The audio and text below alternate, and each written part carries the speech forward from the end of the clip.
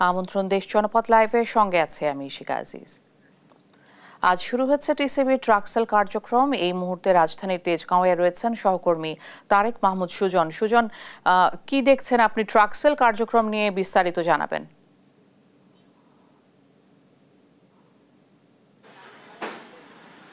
এই মুহূর্তে আছি রাজধানীর তেজগাঁওয়ের টিসিবির একটি আঞ্চলিক কার্যালয়ের সামনে। আপনি জানেন 1 মাস 9 দিন পরে আবারও টিসিবি কিন্তু ট্রাকের মাধ্যমে তাদের সেই পণ্য বিক্রয় কার্যক্রম শুরু করেছে। যেমনটা জানতে পেরেছি এখানে কিছুক্ষণ আগেই কিন্তু আমি তেজগাঁওয়ের যেই টিসিবির যেই মুখপাত্র আছে হুমায়ুন কবির, তার সাথে কথা বলেছি। তিনি যেমনটা জানিয়েছেন ঢাকার মধ্যে আজকে 50টি গাড়ি এবং চট্টগ্রামে 20টি গাড়ি 20টি পয়েন্টে মাধ্যমে এই টিসিবির পণ্য আসলে বিতরণ শুরু করবে। এবং প্রতি প্যাকেজ এখানে সয়াবিন তেল 2 লিটার এবং মসুর ডাল 1 কেজি, চিনি 1 কেজি এবং খেজুর আধা কেজি সহ একটি প্যাকেজ রয়েছে। পুরো প্যাকেজের মূল্য 545 টাকা। আপনারা দেখতে পাচ্ছেন যে কিন্তু এখানে এই আঞ্চলিক কার্যালয়টি থেকে কিন্তু ঢাকা শহরের 50টি জায়গা এখানে ট্রাকে বোঝাই করে কিন্তু মালামাল নিয়ে যাচ্ছে। আপনি যদি একজনের সাথে কথা বলি, এই ট্রাকটি কোথায় যাবে?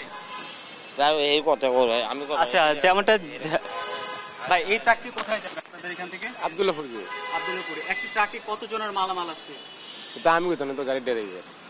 আচ্ছা, আমরা আসলে কিছুক্ষণ আগে যে টিসিবির মুখপাত্র আছে ওনার সাথে কথা বলেছি। উনি যেমনটা জানিয়েছেন প্রতিটি ট্রাকে 250 পরিবারের জন্য প্যাকেজ রয়েছে এবং রাজধানীর ঢাকায় 50টি পয়েন্টে এই টিসিবির এই ট্রাক যাবে এবং সেখান থেকে 250 করে পরিবারকে করে এই পণ্য বিক্রয় করা হবে। যেখানে আসলে সয়াবিন তেল 2 লিটার প্রতি লিটার 100 টাকা করে বিক্রি হবে। একই সঙ্গে মসুর ডাল 60 টাকা এবং খেজুর আধা কেজি 155 টাকা। এভাবে আসলে সাশ্রয়ী মূল্যে আসলে বিক্রি চালু হবে। এবং এখানে কথা বলে যে টিসিবির মুখপাত্র, ওনার সাথে কথা বলে যেমনটা জানতে পেরেছি আজকে কিন্তু ঢাকা এবং চট্টগ্রাম মহানগরের মোট 70টি স্থানে টিসিবি পণ্য বিক্রি করবে। একই সঙ্গে শীঘ্রই দেশের বিভাগীয় শহরসহ অন্যান্য জেলাগুলোতে তাদের এই বিক্রয় পরিসর বাড়াবে। যেমনটা দেখছেন এই মুহূর্তে রাজধানীর তেজগাঁওয়ের টিসিবির আঞ্চলিক কার্যালয়, এখান থেকে আসলে ট্রাক বোঝাই করে রাজধানীর 50টি পয়েন্টে এই টিসিবির পণ্য যাচ্ছে। সেখান থেকে আসলে সাশ্রয়ী মূল্যে 545 টাকার প্যাকেজ তারা বিক্রি করবে। তো এই ছিল এই মুহূর্তে আমার কাছে রাজধানীর তেজগাঁও টিসিবির আঞ্চলিক কার্যালয়ের সামনে থেকে সর্বশেষ। তারেক, অনেক ধন্যবাদ আপনাকে। সারা দেশে চলছে অপারেশন ডেভিল হান্ট। আরও জানাতে গাজীপুর, খুলনা, নারায়ণগঞ্জ থেকে সরাসরি যুক্ত হচ্ছেন সহকর্মী নজরুল ইসলাম, নূর ইসলাম রকি ও বিল্লাল হোসাইন। শুরুতেই যাচ্ছি গাজীপুরে। নজরুল, এখন পর্যন্ত কতজনকে গ্রেপ্তার করা হয়েছে? এলাকায় কি আতঙ্ক বিরাজ করছে? আমাদের বিস্তারিত জানাবেন। যেমনটা বলছিলেন, আপনারা জানেন যে গাজীপুরে ডেভিল হান্ট যে অপারেশন, যৌথ বাহিনীর যে অপারেশন, সেই অপারেশনে গতকাল রাত থেকে গভীর রাত পর্যন্ত কিন্তু সেই অপারেশনে এই পর্যন্ত গাজীপুর মেট্রোপলিটন পুলিশ কিন্তু 79 জনকে গ্রেপ্তার করেছে এবং তারপর কিন্তু আপনার জেলা পুলিশে অর্থাৎ 5টি থানায় কিন্তু আপনার 21 জনকে আটক করেছে। মোট আজকের অভিযানে গতকাল থেকে সকাল পর্যন্ত যে অভিযান চালিয়েছে ডেভিল হান্ট, সেই অভিযানে কিন্তু আপনারা জানেন যে 100 জনকে কিন্তু আটক করেছে। এছাড়া আপনি জানেন যে গাজীপুরের যে শ্রীপুর উপজেলায় কিন্তু একটি বাড়ি থেকে অর্থাৎ খায়রুল ইসলাম নয়নের বাড়ি থেকে কিন্তু আপনার যে সাবেক সিরাজগঞ্জ শাহজাহানপুরের যে সাবেক এমপি চয়ন ইসলামকে কিন্তু আটক করেছে। সে এই বাড়িতে আত্মগোপনে ছিল, প্রায় 2 মাস কিন্তু আত্মগোপনে ছিল। সে থেকে কিন্তু গতকাল রাতে পুলিশ গোপন সংবাদের ভিত্তিতে কিন্তু সেই বাড়ি থেকে কিন্তু চয়ন ইসলামকে আটক করে। এছাড়া কিন্তু আপনি জানেন যে গাজীপুরে কিন্তু এখনো আজকে পর্যন্ত কিন্তু থমথমে যে অবস্থা সেটা বিরাজ করছে এবং আপনার সব জায়গায় কিন্তু পুলিশের অভিযান শুরু হয়েছে এবং সব জায়গায় কিন্তু পুলিশের যে অভিযান সেটা কিন্তু জোরালো ভাবে চলছে। গাজীপুরের সব জায়গায় এখন পর্যন্ত কিন্তু মোট 175 জনকে কিন্তু আটক করা হয়েছে গতকাল এবং আজকে মিলে কিন্তু এই পরিসংখ্যানটা। তবে কিছুক্ষণের মধ্যেই যে জেলা পুলিশ রয়েছেন উনি ব্রিফিং দিবেন, ব্রিফিংয়ে বলবেন যে অভিযান সম্পর্কে কিন্তু উনি একটি ধারণা দিবেন। তা আপনারা জানেন যে গাজীপুরের যে অভিযান সেটা কিন্তু অব্যাহত রয়েছে এবং পুলিশ কিন্তু সাঁড়াশিভাবে সব জায়গায় অর্থাৎ গাজীপুরের 5টি থানা এবং মেট্রোপলিটনের যে 9টি থানা সব কিছু মিলে কিন্তু আপনার এই অভিযান অব্যাহত রয়েছে এবং প্রতিদিনই কিন্তু বিভিন্ন বাড়িতে বাড়িতে তারা কিন্তু অভিযানে অব্যাহত রেখেছেন এবং সব জায়গায় কিন্তু অভিযানে তারা ব্যস্ত সময় পার করছেন। তো আপনারা জানেন যে গাজীপুরের শিক্ষার্থীদের উপরে হামলার ঘটনায় কিন্তু কেন্দ্রীয় যে সমন্বয়ক সেই সমন্বয়ক কিন্তু গাজীপুরে এসেছিলেন এবং সার্জিস এবং হাসনাত আব্দুল্লাহ কিন্তু এখানে অবস্থান নিয়ে বিক্ষোভ সমাবেশ করেছেন এবং সেই সময় থেকে কিন্তু সময় বেঁধে দিয়েছিলেন পুলিশকে এবং সেই তারপর থেকে কিন্তু গাজীপুরে যে আন্দোলন সেটা কিন্তু জোরালোভাবে হয়েছে এবং এখন পর্যন্ত কিন্তু গতকাল বিভিন্ন জায়গায় উপজেলার কালিয়াকুড়ও কিন্তু ছাত্রদের উপর হামলার প্রতিবাদে কিন্তু বিক্ষোভ মিছিল হয়েছে এবং সব জায়গায় কিন্তু বিক্ষোভ সমাবেশ করছেন শিক্ষার্থীরা। তো যতক্ষণ পর্যন্ত এই আসামিকে ধরা না হবে, অপরাধী যারা রয়েছেন তাদেরকে ধরা না হবে, ততক্ষণ পর্যন্ত এই অভিযান অব্যাহত থাকবে এমনটাই কিন্তু জানিয়েছেন যে এখানকার যে সমন্বয়ক রয়েছেন বা পুলিশ রয়েছেন তারা। তো এখন আমরা চলে যাচ্ছি আমাদের সহকর্মী খুলনা থেকে যুক্ত হচ্ছেন সহকর্মী।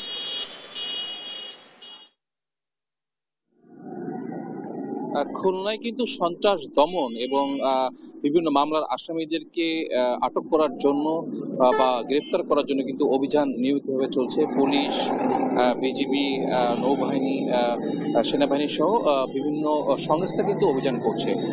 তবে অপারেশন ডেভিড হান্টের যে বিষয়টা সেটা কিন্তু খুলনায় এখনো ওইভাবে আসলে লক্ষ্য করা যায় নাই। আমি আজ সকালেই সেনাবাহিনী, বিজিবি, আমাদের খুলনা মেট্রোপলিটন পুলিশ কমিশনার সহ বিভিন্ন দপ্তরে কথা বলে যেটি জানতে পেরেছি যে অপারেশন ডেভিড হান্টের যে অভিযান সেটা কিন্তু খুলনা এখনো আনুষ্ঠানিকভাবে তারা শুরু করেনি। তবে তারা দাবি করেছে যে পৃথক যে অভিযান সন্ত্রাস দমন এবং বিভিন্ন মামলার আসামিদের আটক করার যে বিষয়টা ছিল তারা অব্যাহত আছে এবং গতকালেও কিন্তু খুলনার হরিণানা থানায় যৌথ বাহিনী কিন্তু একজন সন্ত্রাসীকে আটক করেছে। এর আগেও কিন্তু হত্যা মামলা সহ বিভিন্ন আসামিদেরকে কিন্তু যৌথ বাহিনী অ্যারেস্ট করেছে।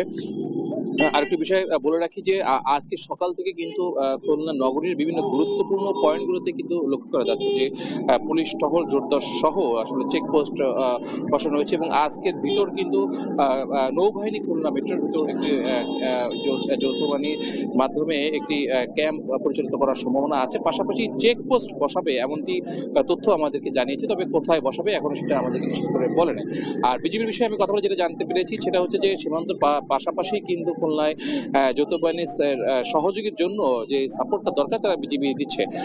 সর্বশেষ আমি একটু জানিয়ে রাখি যে অপারেশন ডেভিড হান্টের বিষয়ে একটি সূত্র যেটা নিশ্চিত করেছে যে সেভাবে আসলে এখন নির্দেশনা না আসলেও সন্ত্রাস দমন এবং মামলা আসামিদেরকে আটক করার জন্য পৃথকভাবে বা অনেক ক্ষেত্রে যৌথভাবে কিন্তু আসলে অভিযান খুলনাতে অব্যাহত রয়েছে। তো খুলনা থেকে এটা ছিল আমার কাছে সর্বশেষ সংবাদ। আমরা চলে যাচ্ছি আমাদের নারায়ণগঞ্জের সহকর্মী আছে তার কাছে সেখানকার বিস্তারিত তথ্য জানতে।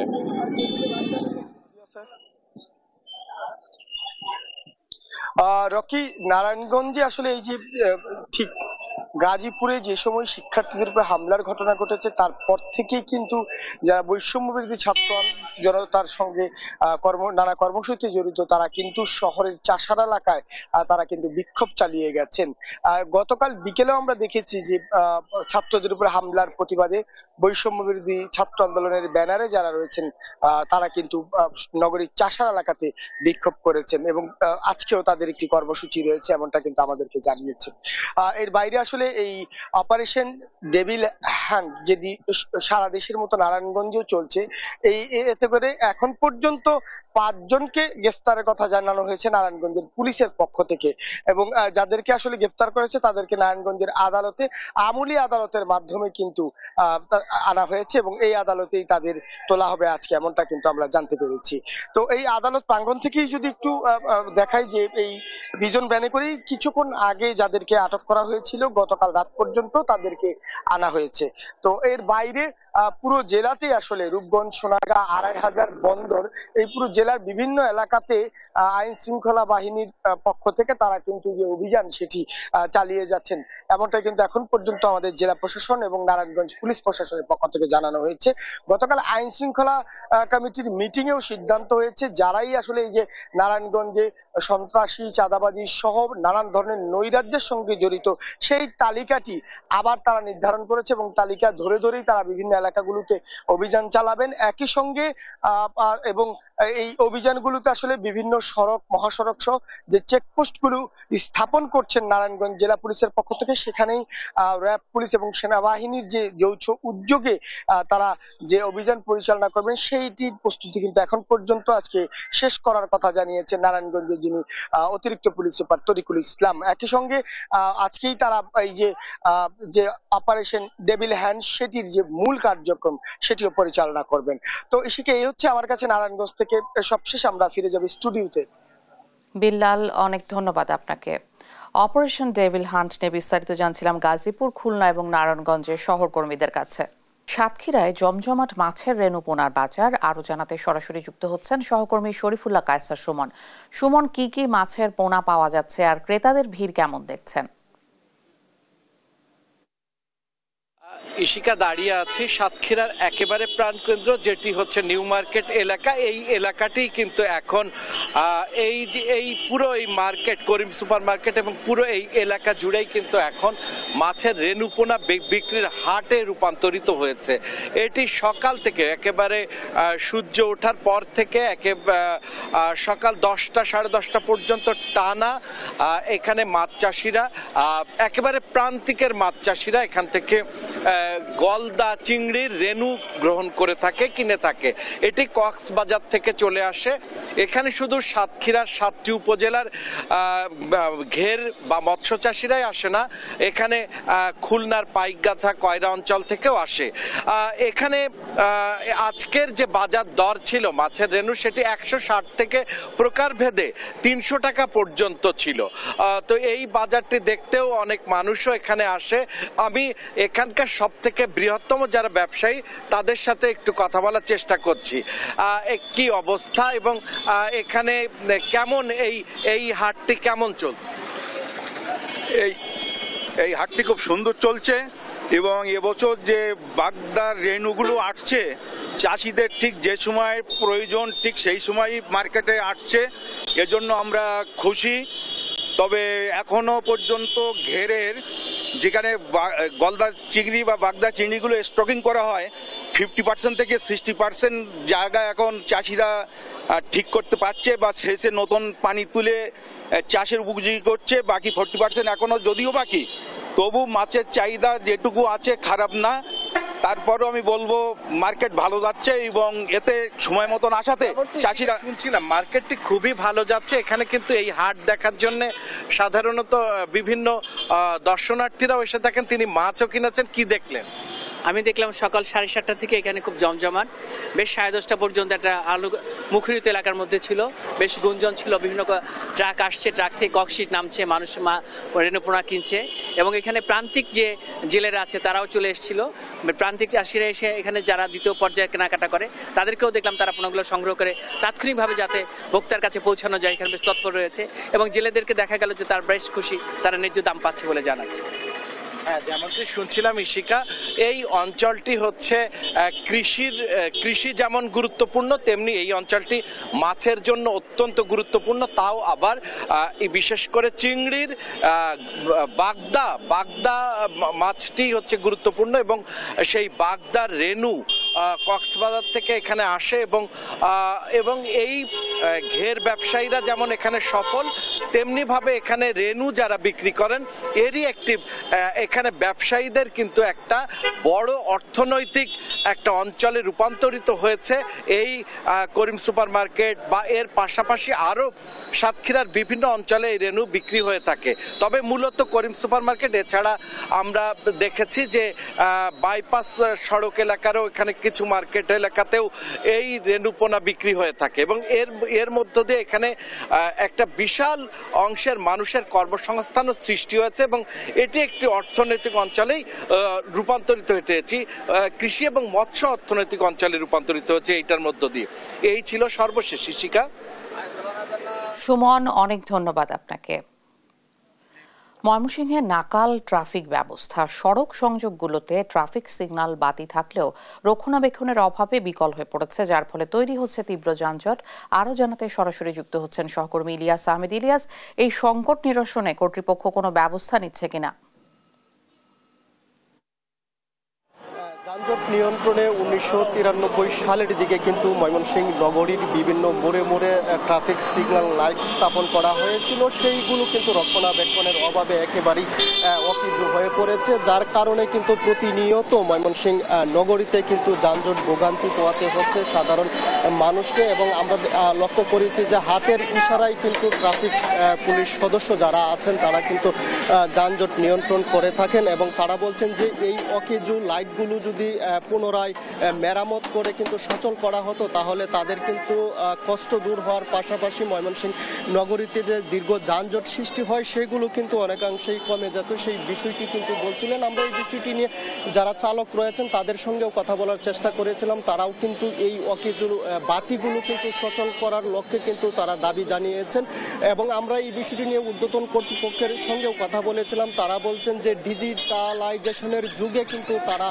প্রযুক্তির দিক দিয়ে অনেক পিছিয়ে রয়েছেন, অর্থাৎ ট্রাফিক নিয়ন্ত্রণে তাদের যে কার্যকরী ভূমিকা সেটি কিন্তু তারা হাতের ইশারা এবং লাঠি দিয়েই কিন্তু পালন করছেন, যার কারণে কিন্তু আমরা দেখেছি প্রচণ্ড রোদ বৃষ্টিতে ভিজে কিন্তু ট্রাফিক পুলিশের সদস্য যারা আছেন তারা কিন্তু অক্লান্ত পরিশ্রম করে যাচ্ছেন। তারপরেও কিন্তু যানজট নিয়ন্ত্রণে তারা তাদের যে প্রচেষ্টা সেইটুকু কিন্তু তারা চালিয়ে যাচ্ছেন, এবং তারা বলছেন যে এই বাতিগুলো যদি সচল করা হতো তাহলে কিন্তু তাদের কষ্ট অনেকাংশে লাঘব হতো। সেই বিষয়টি তারা বলছিলেন। আমি এখন রয়েছি ময়মনসিংহ নগরীর সবচেয়ে ব্যস্ততম যে নতুন বাজার মোড়টি সেখানে কিন্তু রয়েছে, অর্থাৎ সেখানে 1993 সালের কিন্তু এই 4 রাস্তার মোড়ে কিন্তু ট্রাফিক সিগন্যাল বাতিগুলো স্থাপন করা হয়েছিল, সেইগুলো কিন্তু একেবারে অকেজো হয়ে পড়েছে। এবং এতে করে কি ধরনের সমস্যা হচ্ছে আমরা একজন ট্রাফিক পুলিশের সঙ্গে একটু কথা বলবো, জানতে চাই এই বাতিগুলো যদি সচল করা হতো তাহলে আপনাদের জন্য কতটুকু সহযোগী হতো?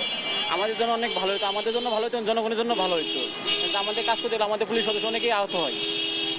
সিগন্যালগুলো মানুষ বুঝতে পারে না, বা আমাদের সিগন্যালগুলোর জন্য আমাদের অনেক সময় অনেক সমস্যা হয়। যে সিগন্যালগুলোতে সচল হতো আর সবার জন্যই ভালো হতো, আমাদের জন্য ভালো হতো, পাবলিকের জন্য ভালো হতো, জনগণের জন্য ভালো হতো, চালকদের জন্য ভালো হতো, সবাই বুঝতে সহজ হতো। কিন্তু আমাদের এখন বুঝাতে অনেক কষ্ট হয়।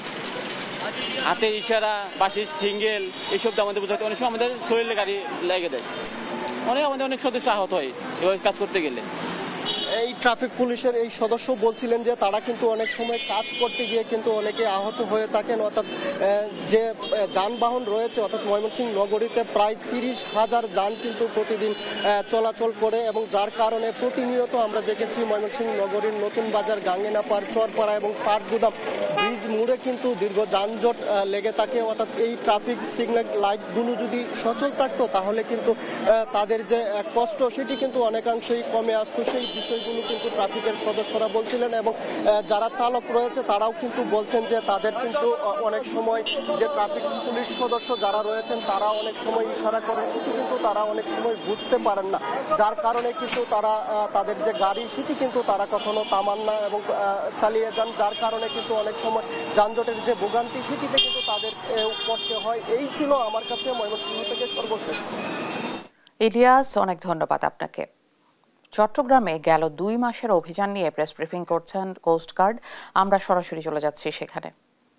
বাউন্ডারি লাইন যেটা আছে সেটা অতিক্রম করে তারা যেন কোনোভাবে আমাদের দেশে অভ্যন্তরে ঢুকতে না পারে, তারা যেন ঢুকতে না পারে সেজন্য কিন্তু আমরা নাফ নদীতে আমাদের টহল জোরদার করেছি। গতকালকেও আমরা 2টি উচ্চ গতি সম্পন্ন 2টা স্পিডবোট পাঠিয়েছি।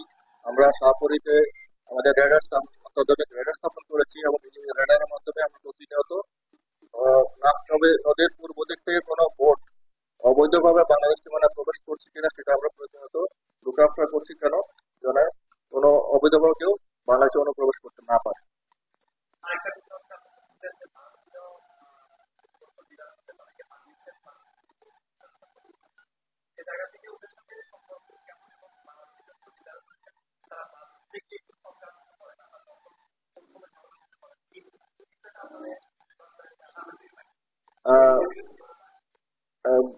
ভারতীয় আপনারা জানেন যে বাংলাদেশ বঙ্গোপসাগরে আইএমবিএল যেটা আছে, international border maritime border line, Bangladesh এবং মিয়ানমারের মধ্যে অলরেডি আপনার নির্ধারিত হয়েছে। তো মাছ ধরতে যাওয়ার সময় কিছু কিছু জেলে সাগরে তো ওরকম নির্ধারিত কোনো ল্যান্ডমার্ক নাই যে এটা ক্রস করে দেখা যায়। তো অনেক সময় বাংলাদেশের জেলেরা ভুলক্রমে তারা ওই আইএমএল ক্রস করে চলে যায়। ভারতীয় কোস্টগার্ডের সাথে আমাদের ভালো সুসম্পর্ক রয়েছে। এই ধরনের কোনো সিচুয়েশন যদি হয়, আমাদের জেলেরা ভারতীয় জনসীমানে প্রবেশ করে যায়, তাহলে আমরা ভারতীয় কোস্টগার্ডের মধ্যে যোগাযোগের মাধ্যমে তাদেরকে আমরা নিয়ে আসার ব্যবস্থা করি। আর তারা যেন ভারতীয় জনসীমা প্রবেশ করতে না পারে, আমরা বিভিন্ন সময়ে জেলেদেরকে বা মেরিন ফিশারিজ অ্যাসোসিয়েশন যেটা আছে তাদেরকে অবহিত করার মাধ্যমে বিষয়টাকে স্পষ্টীকরণ করে দিই যেন তারা ভারতীয় জল সীমানার মধ্যে মাছ ধরতে না যায়।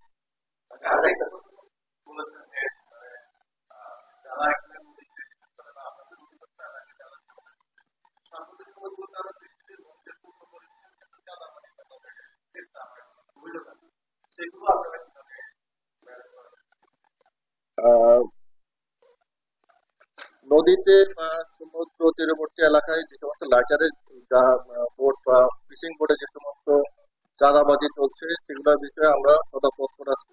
আমরা প্রথমে বলেছি যে আমরা দিন রাত 24 ঘন্টা কিন্তু বিভিন্ন পেট্রোলের মাধ্যমে, নৌকার মাধ্যমে আমাদের ফিশিং আমাদের যে হাই স্পিড বোট সমূহ আছে 24 ঘন্টা কিন্তু আমাদের জাহাজ পেট্রোলে থাকে, এবং জাহাজ থেকে পেট্রোলের মাধ্যমে আমরা অন্যান্য আমাদের জাহাজের যে বোট আছে সেই বোট পাঠিয়ে আমরা প্রত্যেকটা লাইটারের ভেসেলকে আমরা পরিদর্শন করি, তাদের কোনো সমস্যা হচ্ছে কিনা সেটা এনশিওর করি যেন কোনো চাঁদাবাজি না করতে পারে।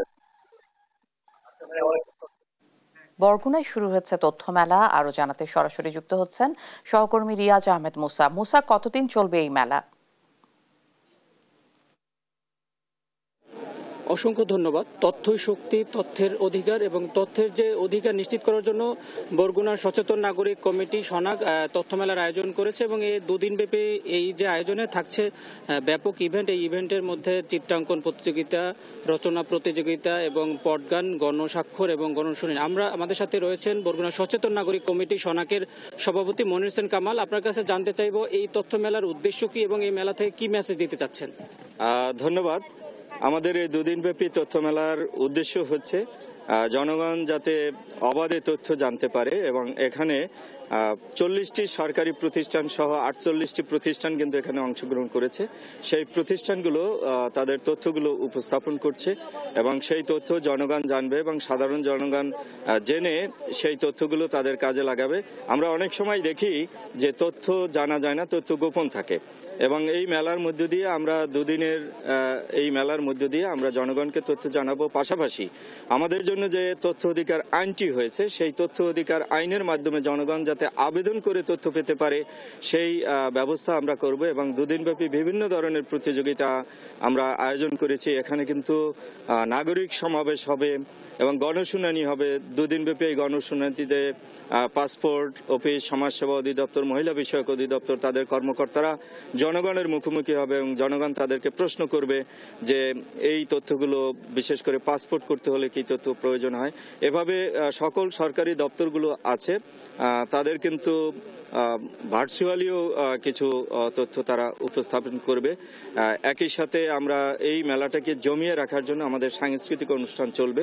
তবে আমাদের উদ্দেশ্য হচ্ছে যে আমরা অনেক সময় দেখি গণমাধ্যম কর্মী সহ সাধারণ মানুষ যখন কোনো অফিসে যায়, কোনো তথ্য চায়, তখন তথ্যগুলো তাদেরকে দেওয়া হয় না, সেই তথ্যগুলো গোপন করা হয়। তো সেই তথ্যগুলো যাতে গোপন করতে না পারে, তথ্য অধিকার আইনের মাধ্যমে সেই তথ্য যে পাওয়া যায়, এই বিষয়টাই আসলে অনেক মানুষ জানে না। আমরা চাই সকল মানুষকে সচেতন করব, এবং সকল মানুষ যদি সচেতন হয় এবং আমাদের সাথে একত্রিত হয়, আমরা যদি একটি সামাজিক আন্দোলন গড়ে তুলতে পারি, তাহলে কিন্তু বাংলাদেশ থেকে দুর্নীতিকে আমরা প্রতিরোধ করতে পারবো, বন্ধ করতে পারবো, কমিয়ে আনতে পারবো। এবং এই দুর্নীতি যদি কমাতে পারি তাহলে কিন্তু সাধারণ মানুষের ভোগান্তি কমবে। আমাদের এই উন্নয়নের নামে যে লাখ লাখ কোটি কোটি টাকা যে অপচয় হয় সেই অপচয় কমবে। সাধারণ মানুষ এবং সরকারি কর্মকর্তাদেরকে জবাবদিহিতার মধ্যে আনতে পারলে তারা কিন্তু আমাদের জনগণকে অহেতুক ক্ষমতা দেখিয়ে, ভয় দেখিয়ে তাদেরকে হয়রানি করতে পারবে না, তাদেরকে অধিকার থেকে বঞ্চিত করতে পারবে না। আমরা চাই সকল মানুষ তাদের ন্যায্য অধিকার পাবে, এবং এই অধিকার পাওয়ার জন্যই মূলত আমরা এই দুদিনব্যাপী এই মেলার আয়োজন করেছি।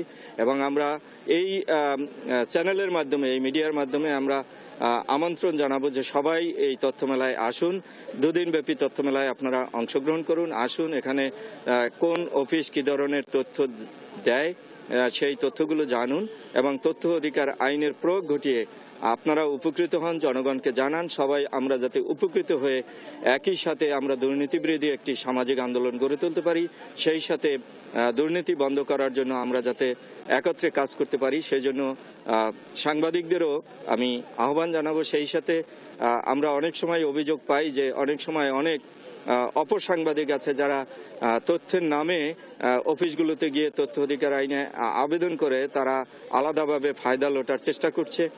আমি মনে করি যে এই দেশ টিভি সহ যে চ্যানেলগুলো রয়েছে এর প্রতিনিধিরা কিন্তু অপসাংবাদিকতার সাথে জড়িত নেই, কিন্তু কিছু নামধারী সাংবাদিক আছে তারা কিন্তু অপসাংবাদিকতা করছে, চাঁদাবাজি করছে।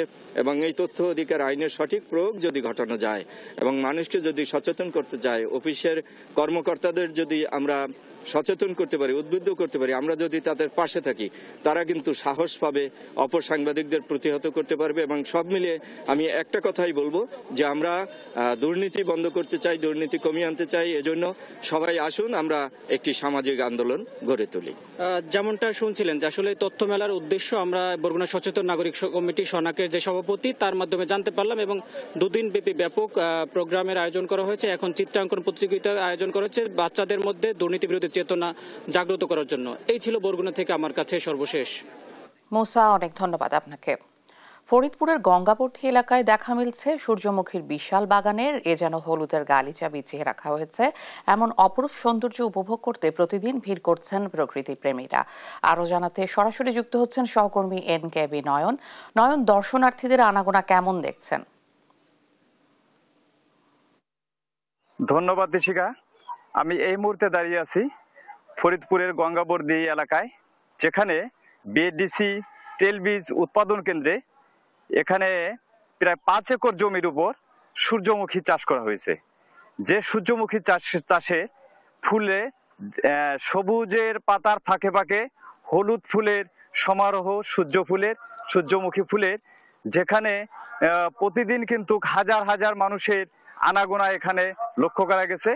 আপনি জেনে থাকবেন যে এখানে 5 একর জমির উপর যে উৎপাদিত যে আবাদ করা হয়েছে সূর্যমুখী বাগানে, এখানে 1 একর জমিতে প্রায় 30 থেকে 40 হাজার টাকা খরচ হয়, এবং এখান থেকে প্রায় 80 থেকে 85 হাজার টাকার মতন যে তেল হয় সেখান থেকে আয় করা সম্ভব, এমনটি কিন্তু আমাদের বিএডিসি কর্তৃপক্ষ জানিয়েছে।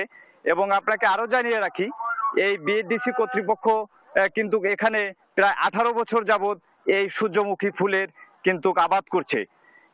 এই 5 একর ফুলের যে বীজ হবে তাতে কিন্তু মানে প্রতি বছরের মতন এবারও কিন্তু লক্ষ্যমাত্রা ভালো হবে বলে এমনটি তারা আশা করছেন। তো আমরা সংশ্লিষ্ট কর্তৃপক্ষ এবং স্থানীয়দের সঙ্গে কথা বলে এমনটি জেনেছি যেখান থেকে কিন্তু আপনার শুধু জেলার গণ্ডি পেরিয়েও কিন্তু আশেপাশে জেলার থেকে, উপজেলার থেকে হাজার হাজার মানুষ কিন্তু এখানে প্রতিদিন ভিড় করে। এবং আমার পিছনে দেখতে পাচ্ছেন এখনো কিন্তু মানুষের আনাগোনা, এবং বিশেষ করে ছুটির দিনে এখানে কিন্তু মানুষের মানে এত সংখ্যক মানুষের ভিড় হয় যে কর্তৃপক্ষ কিন্তু নানা বিড়ম্বনার শিকার হতে হয়। বিশেষ করে বিভিন্ন নিরাপত্তা থেকে শুরু করে এই যে ফুলের যে মানে নিরাপত্তা, ফুল ছেঁড়া, ফুল গাছ নষ্ট করা, ফসলের ক্ষতি, এগুলো নিয়ে কিন্তু কোনটা এক ধরনের বিড়ম্বনার ভিতর অনেকটাই আছে, এমনটি কিন্তু কোনটা জানিয়েছেন।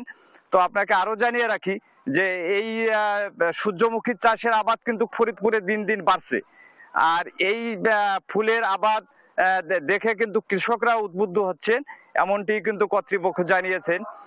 এবং আমরা সংশ্লিষ্ট যারা এখানে ঘুরতে আসেন এবং তাদের সঙ্গে কথা বলেছি, এবং যারা এই দর্শনার্থী আছেন এরা কিন্তু ছবি তুলছেন, কেউ ফেসবুকে আপলোড দিচ্ছেন, সেলফি তুলছেন, এবং বিভিন্ন পরিজন নিয়ে কিন্তু ঘুরতে যাচ্ছেন। এবং আপনাকে আরো জানিয়ে রাখি যে আমাদের ফরিদপুরে কিন্তু তেমন একটি বিনোদন কেন্দ্র এবং এরকম ফুলের আবাদ হয় এরকম কিন্তু খুবই কম, যার কারণে কিন্তু এই দর্শনার্থীদের ভিড় কিন্তু এখানে বেশি।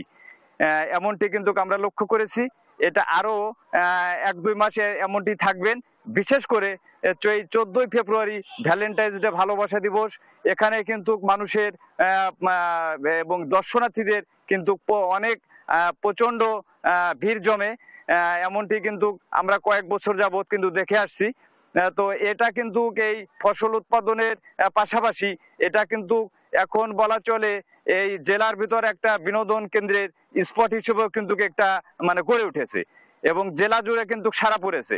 এবং এমন কোনো ফেসবুক আইডি মানুষের নেই যে সেখানে এবার সেলফি তুলে কি প্রোফাইল পিকচার এবং ভিডিও আপলোড করে নেই, এমন লোকের সংখ্যা কিন্তু কমই পাওয়া যাবে। তো সর্বশেষ আমার কাছে ফরিদপুর থেকে এই সংবাদটুকুই ছিল। নয়ন, অনেক ধন্যবাদ আপনাকে।